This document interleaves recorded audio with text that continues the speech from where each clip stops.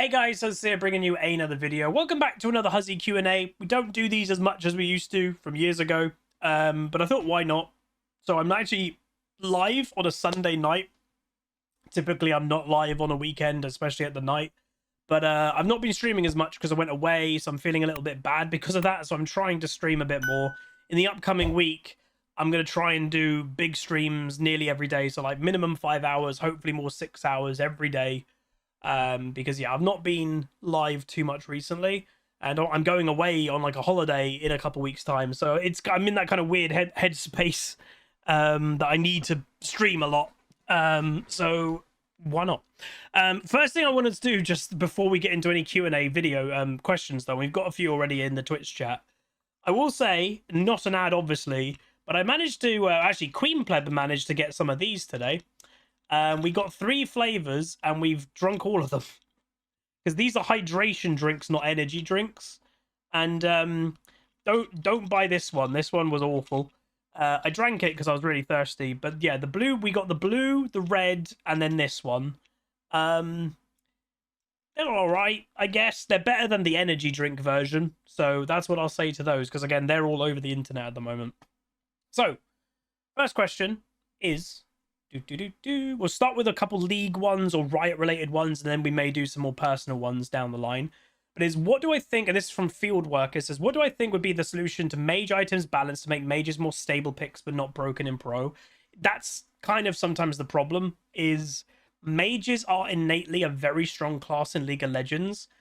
Obviously I'm biased, I like mages, but they typically are a high skill but high control based character class in the game. So if you leave them in a strong stance, mages will take over.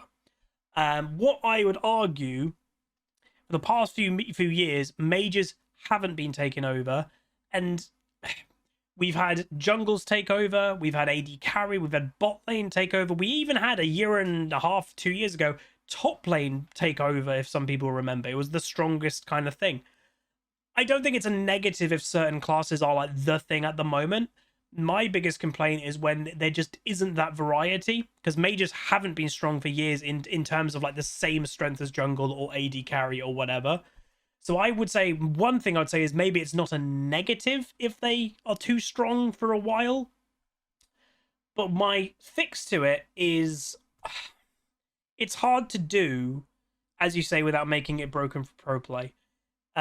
It's hard for me to put in my mind how I would fix it with pro play, because if I'm completely honest, I don't really watch pro play. But my fix for solo queue, I've always said the same thing. It confused the hell out of me when Riot did certain things, because I was like, that's the opposite to what you need to do. And that's where a lot of people will say, you know, sometimes Riot feels completely out of touch with the game. People say that all the time, is because a lot of the people that are making the decisions don't play the game. Their weird decision that they made back a while ago of like, we're making mid lane minions worth less gold, was like the opposite of the problem. Because the problem a lot of the time in modern League is mages can't survive in mid because it's not their strength level, it's their game tempo. Is they're really weak in the early game, their wave clear sucks in the early game, their roaming sucks in the early game, their kill pressure sucks in the early game. Nemo Fish 2003, thank you very much to you for the 12 months of Prime. Welcome to the year sub club. Appreciate it. But yeah, everything sucks about a mage. That's kind of the point. It's much the same as a lot of AD carries, but the difference is an AD carry has a support with them. It spices up the lane, and that's why you're even seeing some mages go bot lane, and what does Riot do? They nerf them straight away. So why mages will suck in that, you know, in solo queue at least, because it's a high snowball game mode, is assassins get to go roam, and a mage, with being so weak, they can't kill the assassin in the early game. They can't wave clear, so even if an assassin roams, most of the time you can't even get it to the tower quick enough to really punish that roam. They're just simply just not there. So for me, and you know, when an assassin roams, they will miss some farm. So for me is make mid lane minions worth more gold. That would be a fix.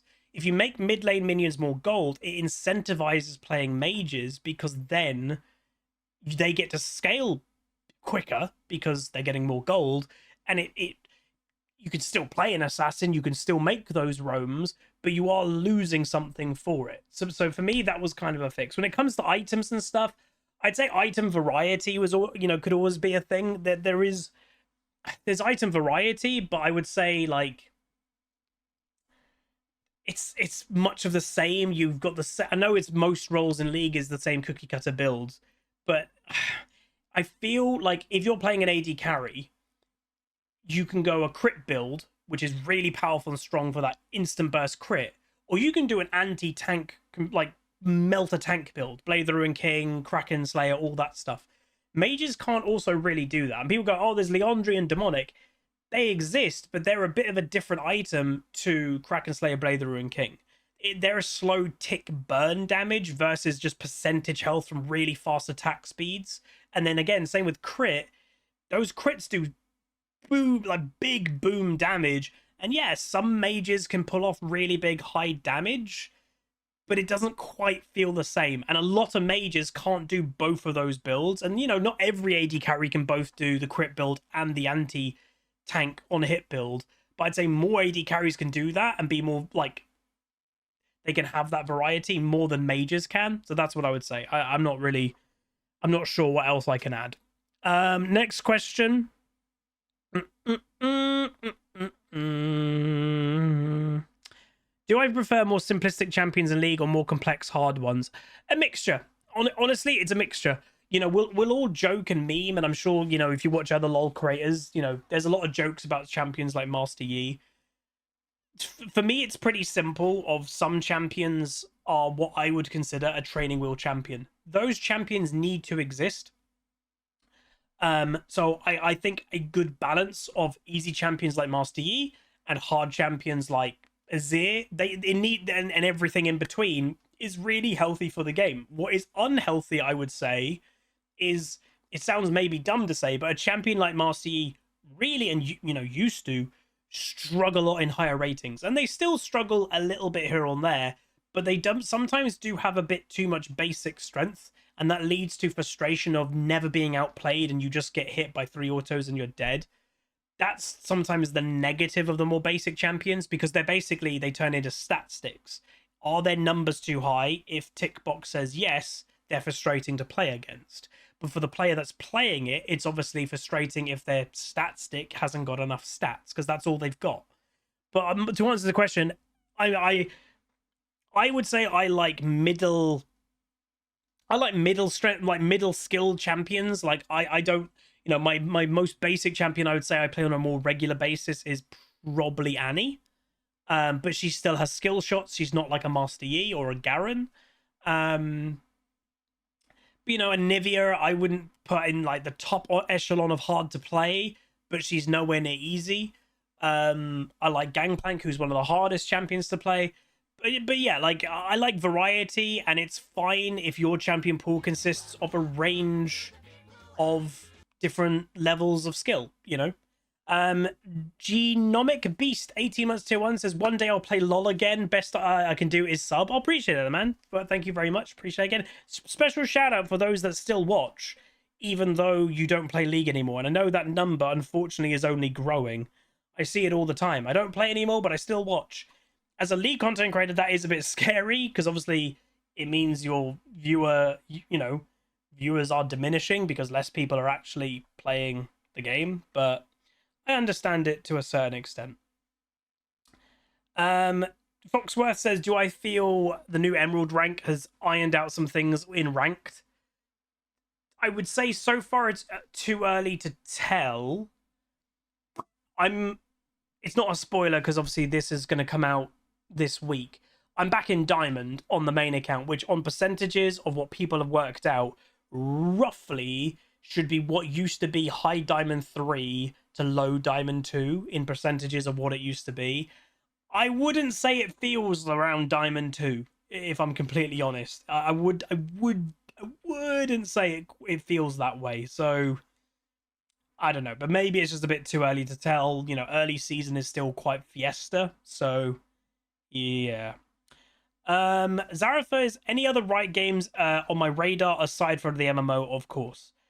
So the Project L, new game, etc. So yeah, obviously it goes without saying, I can't wait for the MMO. I don't think I'm going to be a full-time content creator when that comes out. Again, just to make it clear, you know, it's coming out in like 5 years' time. So yeah, I don't think I'll be a full-time content creator, but I'll still be around. I'll still be streaming a little bit on probably weekends, a Friday night or something. You know, I'm not going to disappear. So we are going to have a Huzzy Guild. It's going to happen. You know, the Discord server is always going to exist. So like, we're not going to just disappear when the time comes that I get a career job, but I'm looking forward to the MMO. As for the other projects, I've kind of said to myself, you know, it's being a league partner, well, Riot partner technically is called now. It has benefits, and one of the benefits is I pretty much get all the new games for free. So that is obviously a very nice thing that you don't even have to buy the game. You know, but it does sound bad. I got the Silas game for free. I haven't even played it. I know that's bad, but I haven't. And even, was it the Echo game came out? I've not played that either. So I would say, you know, I would be willing to give I would be willing to give stuff a go, but I don't know. It just depends. It depends how I feel about the game going into it. I have kind of transformed as a gamer. Like, don't get me wrong, I still love the big epic single player story games, but for me to sit down and play one of those over playing a more online PvP, like I do consider myself quite a PvP gamer now. I love PvP. For me to sit down and play a single player story game, it has to be stupidly good. So we're talking like Red Dead Redemption 2. I've not even played the latest God of War, put it that way. So yeah, it's sometimes hard for me to kind of go, yep, I'm going to play that instead of doing something else. I am looking at the fighting game. I'm not a fighting game player. I'm going to be awful compared to other fighter players, but I would like to give that a go. So that's probably, I'd say, of all the ones that they've announced, that's probably the one on my radar the most. Zepic says, do I prefer Riot deciding to slow champion releases or working on reworking older champs? I mean, they've kind of done nearly both. So some of you may remember Riot announced a few years ago, and this was a few years ago, believe it or not, we're going to do 6 champions a year. And even in the year that they said that, I think they only released 4 and maybe 5. They didn't hit their number of 6 in the year that they announced that's what they were doing. And ever since then, we're getting roughly about 4 champions a year. I think 4 a year is a good number. 1 per quarter. It's a really achievable number. It's a really, you know, easy for us to understand. Okay, once per quarter, we're getting a new champion. Especially with how many champions the game has. We don't need 6, 7 a year. And I do feel a lot of older champions need love. You know, people keep joking about modern versus old. And there was a Reddit thread the other day, and I can't remember what the topic was, but it was like, oh no, I remember now. It was, name a champion buff that would completely break the champion. And every single time that people would kind of do not a troll one, they were doing like a semi-serious one, people kept saying, oh, if that champion was released in 2023, that champion would have that mechanic. For example, someone said a stupid buff that would break a champion. Tryndamere's ultimate extends duration when you get a takedown. And someone answered going, if he was released in 2023, Tryndamere would have that mechanic. And we all know, yes, he would. Because that's a really modern take on champion design versus old versus new.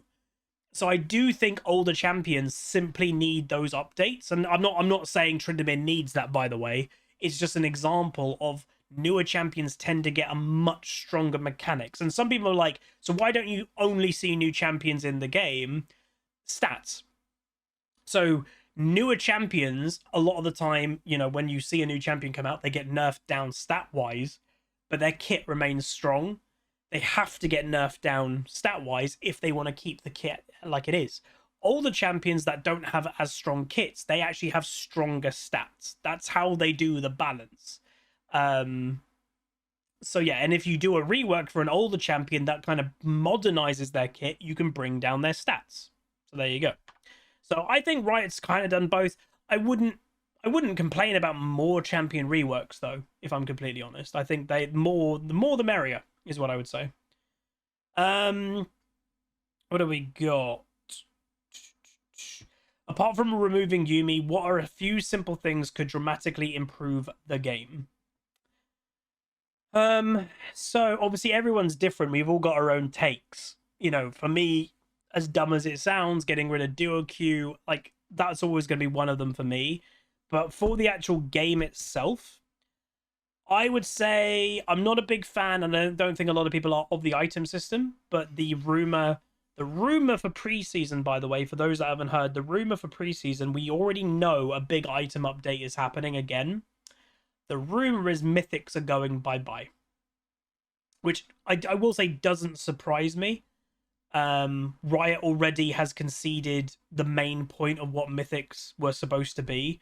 If some people remember, the main point of mythics was supposed to give you multiple options every single game that you can kind of do what it, like, you know, each game's different.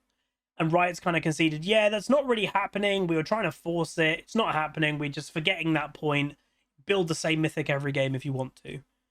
The fact that they've conceded that point, it basically negates why the mythic system exists.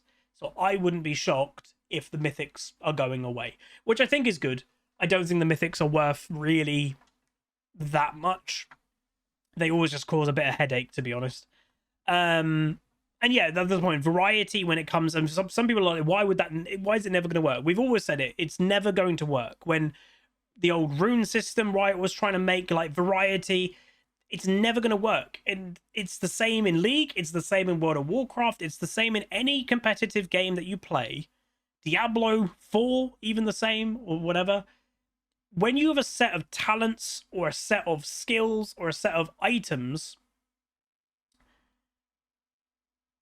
somebody is going to work out what is the best way statistically to build in that game. There is going to be mathematically a better way of doing it. And the moment that's worked out, all the competitive players are just going to do that mathematically, statistically the best way. Because why wouldn't you? That's the problem with trying to make variety work with items, with talents, with whatever. It's never going to work unless you have the best balance in the entire world, which doesn't exist. So yeah, that's kind of why I don't think it's ever going to work. So what else we got? Hextech Jinx says, what do I think of the YouTube channel? Is it doing good or is it doing bad? And did I go with the YouTube manager? So the story with the YouTube manager, some people may have noticed like not really much has changed. So it's not happening, at least yet. So I had a bit of problems with the YouTube network I was in. I've been with them, like, you know, we're talking near a decade. So yeah, there's been things in the background that's been a bit frustrating, contract stuff.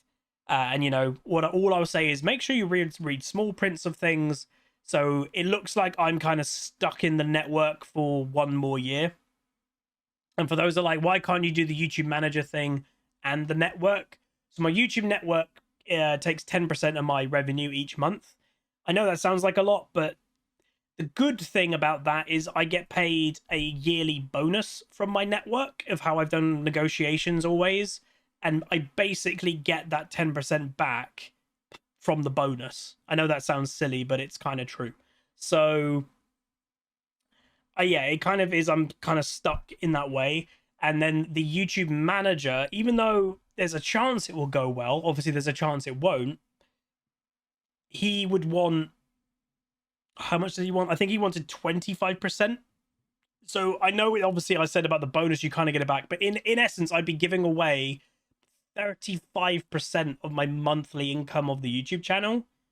And, you know, if the YouTube channel was making thousands of dollars, I'd be kind of okay with that because, like, there's potential growth. But the YouTube channel does not make a crazy amount of money. You know, I would say it makes over $1,000 a month, but not a crazy amount more. But right, it doesn't make over $2,000. Just to make it very clear, it doesn't make over 2,000, but it makes more than 1,000. You can kind of do the rest. So giving away 30% roughly, or 35% of that income when, you know, the happy number on Twitch isn't doing amazing, the YouTube channel isn't like making a crazy amount. It's a lot, and, you know, I've got a roof over my head, I've got bills to pay. it's a hard pill to swallow because, you know, and on one hand, if it went really well with the YouTube manager, maybe the income would go woof and it comes back. I know that maybe that's the thinking I should try and embrace a bit more, try to have that positivity, go, no, it's going to go well. But it is mentally sometimes hard. The Big Met, thank you much, dude, for the brand new Prime. It is sometimes hard to kind of go, you know, take a risk. And I would say, you know, if ever I go and think about the history of my YouTube channel, do I have any regrets? Not many, because not many people get to do this as a full-time job. Not many people have managed to do what I've done.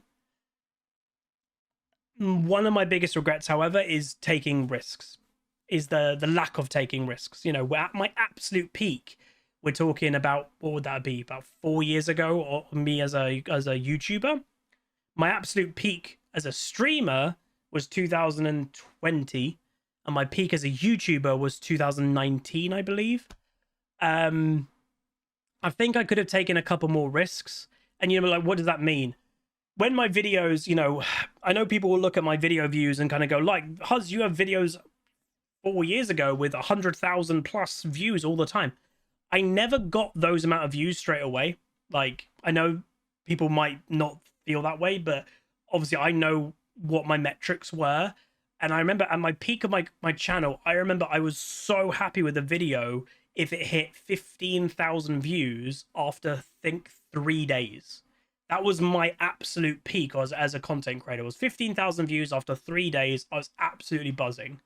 Now, obviously, some of our videos just cross 5,000 views. Some less. So I think it's a mixture of a few things. It's a mixture of me. I know I've not been the best mentally over the last couple of years. I think part of it as well, I've not adapted at all. I kind of just do the same stuff. So yeah, I think I could have probably taken a bit more risks back when I was big. And what does that mean? So hilariously, full game commentaries have kind of come back into meta, let's say, on the YouTube verse. People are enjoying full game commentaries again, but the decline of my YouTube channel mainly happened when full game commentaries weren't the meta. They weren't popular. It's the same with like Solar and Ecton. He's still much bigger than me, but his channel had a decline from his peak because he's a full game commentary guy too. What could have I done differently? Back in 2019, back in 2020, I wish I hired an editor. Back then, if I hired an editor and did edited content, I would just say I think things would probably be different right now, but I didn't. So that is probably one of the biggest regrets I think I'll ever have as a content creator, because you have to imagine when it comes to, how do I say, attitude, you know, there's been no, I've never hidden it. From 2020, I've struggled mentally. Some of it was to do with the pandemic, and that's shown obviously in my content. I've been a bit more angry, a bit more salty. I'm going to be honest, a lot of the content creators that you may watch are also that way, but because they do edited content, it sounds bad, but it's true. You can hide that stuff. You know, the live audience, the people in Twitch chat, they get to see it, but the YouTube audience is completely hidden away. It's an edited video that's all nice and fluffy fluff, and it just shows the good plays. That does change a lot what people see. And I think maybe that, yeah, I think we would be in a different position now if I did hire an editor in my peak of YouTube all those years ago. But yeah. And hilariously, some people may say, well, what about hiring an editor now? Obviously, as I said, I don't make enough money really to hire an editor properly. We've got Aniara, who's part of the community, who's doing our YouTube shorts, and that's amazing. But as I said, the more meta of YouTube now, it's leaning towards full game commentaries anyway. So hopefully, you know, who knows? Maybe if I just keep going and I'm happy and I make good content, maybe we'll get some growth. Well, you know, who knows? Asakith Gaming, 34 months tier 1, says it bedtime yet. Nearly bedtime. But yeah, hopefully that just gives you a bit of an insight. So the YouTube channel, I'd say it's doing okay. It's chugging along. I think we'd relatively be keeping the same level now for the next year or two if we just keep doing the same thing. But that's the question I need to ask myself, is like, do I keep doing the same thing? You know, if I am feeling we are in the kind of decline of this being my full-time job, do I do something crazy and just try to do something a bit different? Of why not? You know, do I change my thumbnails completely? Do I change how I title videos? Do I do a little bit of clickbait? Who the hell knows what that even means? Because if it's, you know, if it's the difference of it being my full-time job, or I'm not going to have to, I can't do this full-time anymore, you know, that's the point. There's nothing really to lose. There's only really to gain. So let me know what you think in the comments, at least. But again, I'm not in any massive panic. You know, seeing the happy number, we're currently at 800 subs. That is on the low side. It does make me internally feel a bit woozy, if I'm completely honest. But I'm not in complete panic. We're fine. we're fine. Obviously, yeah, Queen Pleb is a full-time job too. So, you know, we're not in any panic at all, is all I would say. And I think this is kind of part of the problem when it comes to every Twitch streamer with Twitch subs, is we all are in a cost of living crisis. So things are very expensive in the world right now. And I think we're all just feeling that a little bit. So, yeah. But it is what it is. Anyway, what else we got? We've answered about 26 minutes or so of questions, so we'll answer a couple more. Roughly half an hour is what we'll kind of go with. MiraQuest says, do I think the type of champion reflects the type of person you are? Like, do Master Yi players have no skill? Are Syndra players just like pressing R, etc.? I mean, I think yes, to a certain extent. I would say not completely, but to a certain extent.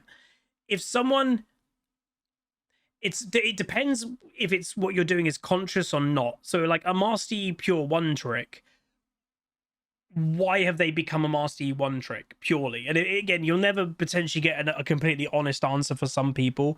But if that, like, you know, has that Master Yi player tried other champions, it's not gone well, they just can't quite click with them. But then with Master Yi, it clicks, you know?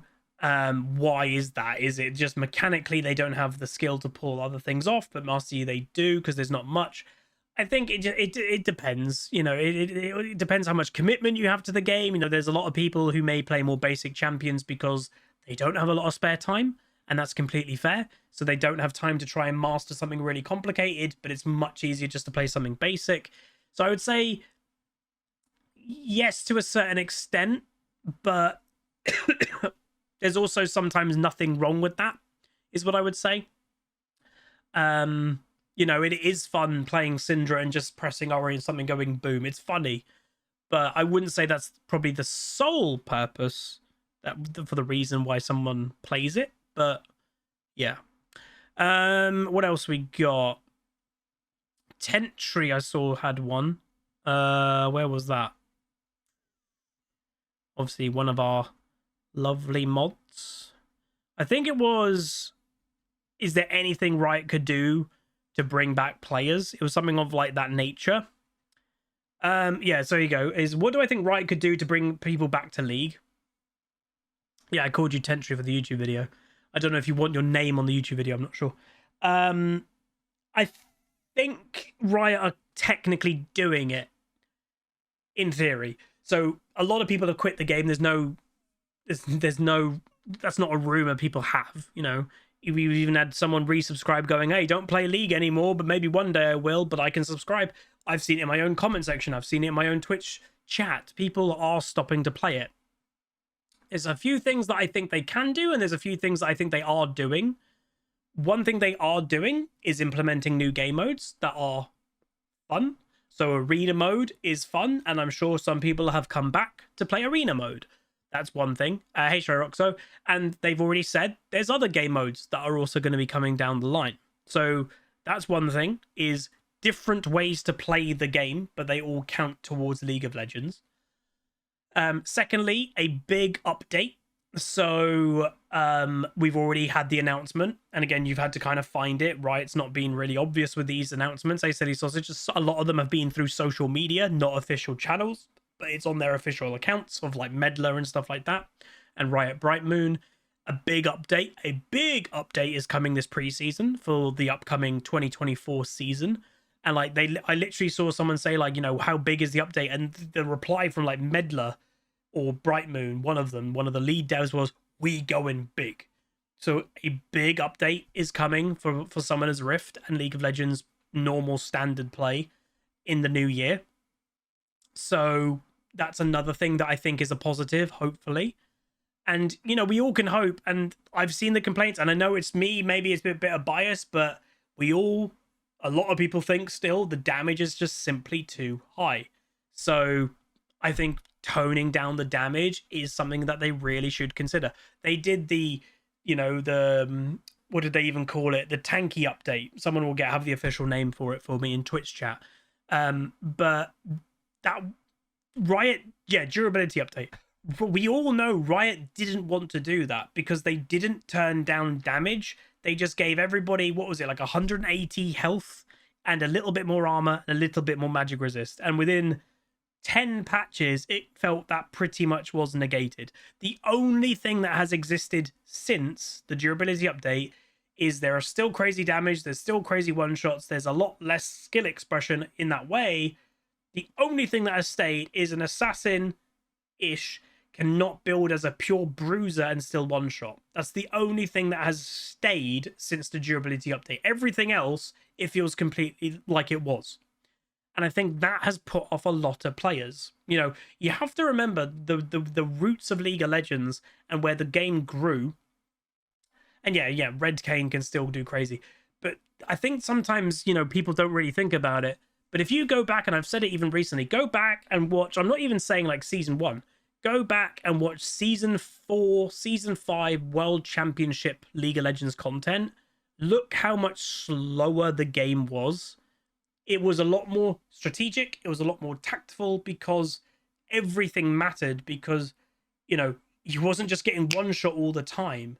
You had to play really well because everything mattered. It wasn't just simply like, oh, I misstepped one thing, boom, I'm dead. Yes, that's still skill-based in a way. You mispositioned, but it just isn't as nice of what the game grew as. And I think that's what a lot of the problem is. You know, the game is so different to what it used to be. And updating and changing the game is why League of Legends is still about to this day. But I think it's just gone a bit too far away from what it used to be. And that's what made League really big. That's what made League the biggest game in the world, was what it was back then. So that's what I would say. And yeah, Leona's Q, there was a great example. I saw that one myself. Leona's Q back in like the season 4 World Championship had a 12-second cooldown. It's now like a 5 or 6 seconds. It's half of what it used to be. That's crazy. Like, and that's not, you're not just picking on Leona. That's every champion. Every champion used to have so much longer cooldowns. It meant more to that one ability, meant more because you didn't get to use it very often. But now you get them up all the time. So, I don't know. All right, last question for today's Q&A. What do we got?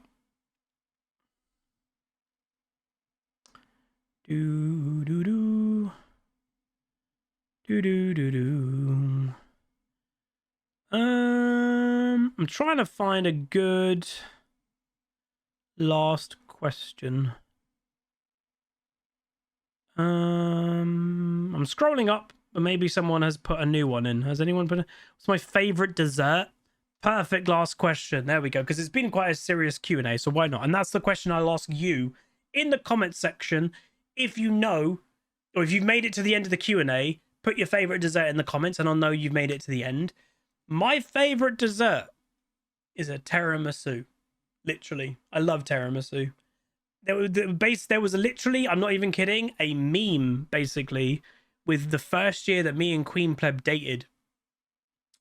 I wanted tiramisu, and everywhere we went, it was sold out.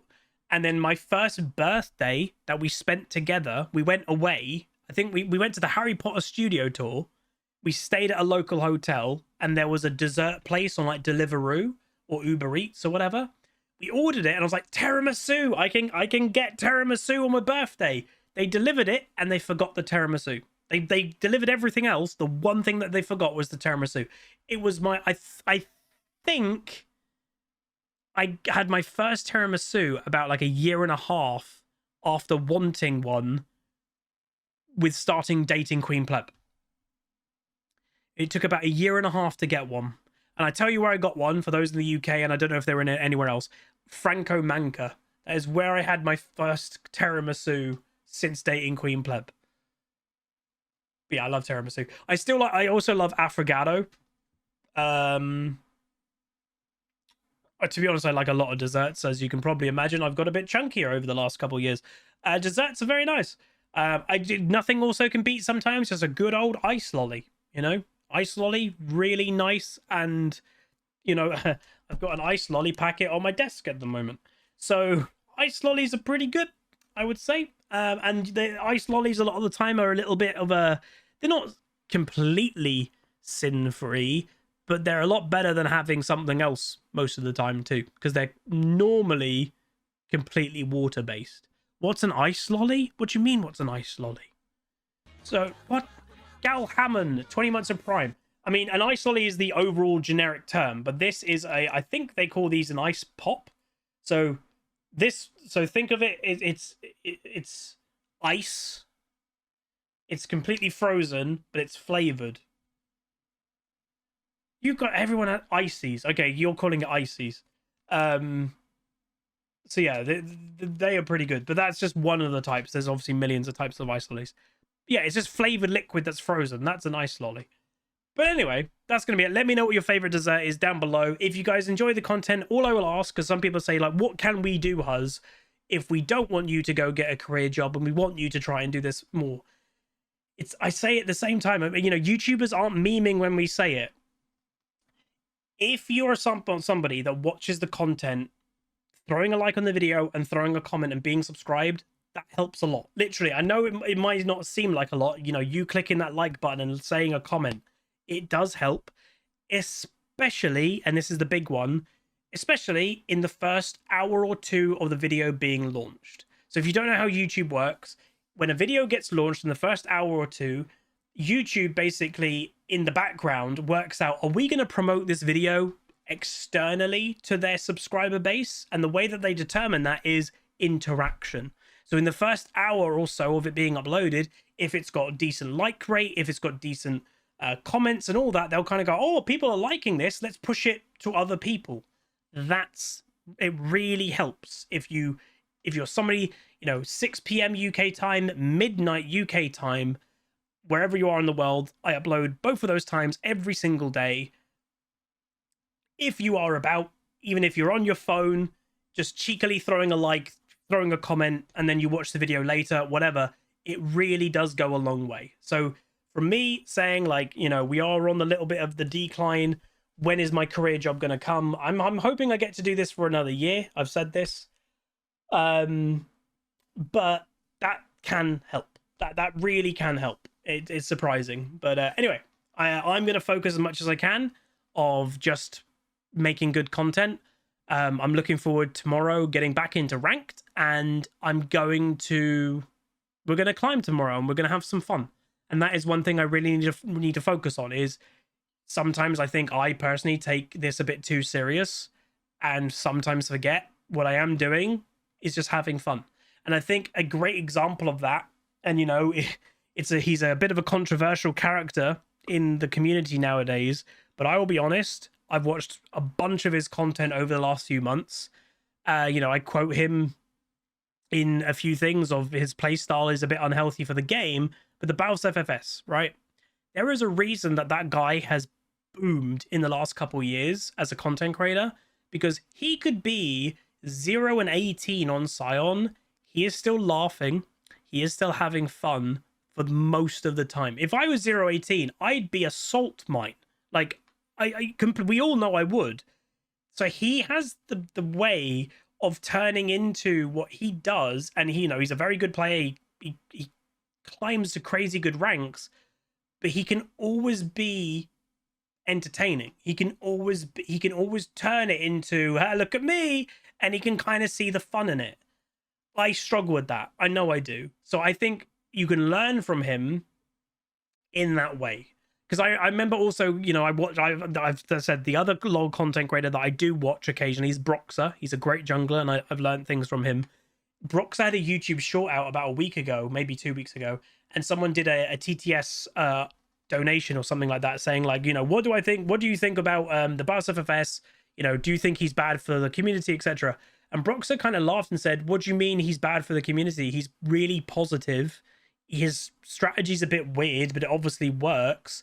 but he always puts a smile on your face. He has a smile on his face when most players don't. So he is a positive force for League. And that for me was like, yeah, it's true. So that is one thing that I think I need to get better on, is having a smile, taking a step back and kind of go, in the end of the day, what I get to do still to this day as a job is I get to have fun playing a video game. And I think I have lost my way with that a little bit in the last couple of years. And for that, I apologize. But that is going to be it. Hopefully you guys enjoyed this Q&A. If you did, do throw a like on it, throw a comment, throw a subscribe, and I'll see you guys next time. Goodbye. Hey. Call down the reckoning to bring back hope and peace. Restore our glory to live forever. Bring down the dark regime.